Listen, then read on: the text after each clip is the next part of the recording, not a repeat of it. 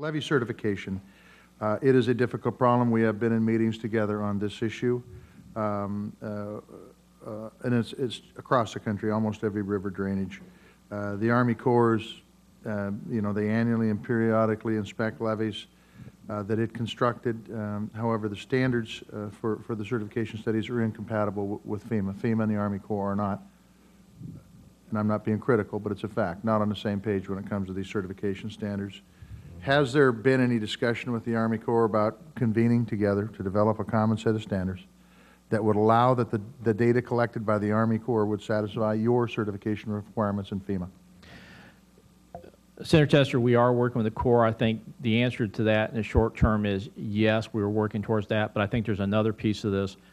When we do our maps, we only looked at previously accredited levees, and if it was not accredited, we would map it with nothing, which did not reflect any protection or accurately do the risk.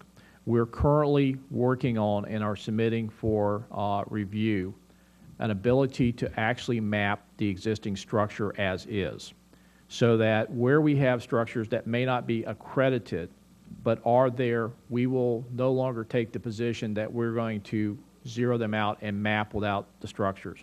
That process will be going out to the internal review, and then we think in about another 30 to 45 days we'll go external. And we are moving towards using what is there versus a standard that says unless you have an accredited levee, we will only look at that structure. We will now, after this process, look at structures that are there and then map what that risk looks like. Okay, so are we talking the same thing with accreditation and certification?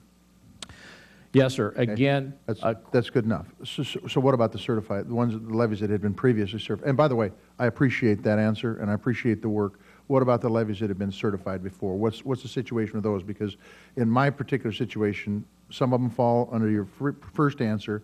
Some of them will fall into the answer that they're certified by the Army Corps, and now that certification either doesn't work or the Army Corps says that we can't certify anymore for whatever reasons, no money or liability or whatever it might be.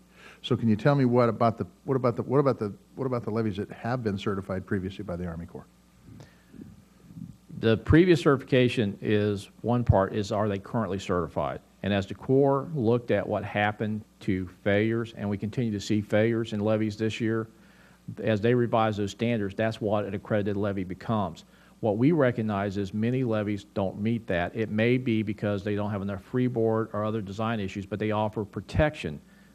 As we move towards factoring it in, I think it becomes less of an issue that we're not looking at levees unless they're accredited. We're looking at what's there. But we'll respond back in writing, sir, on where we're at on that with the Corps. Okay, that'd be good. You know the issue. I know you know the issue intimately. What we've done through map modernization or whatever, through the Army Corps and FEMA not having the same standards, or whatever it might be, is we put communities in a situation where, and I've said this before to you, but it's been a while ago, where the folks that are going to do the certification, the errors and emissions here are so huge that the cost runs so high that it puts communities in rural America that aren't exactly affluent in real problems with flood insurance. And so I look forward to working with you on this to try to get this done, because it impacts almost every community on every drainage, and I think in this country, but I do know in Montana.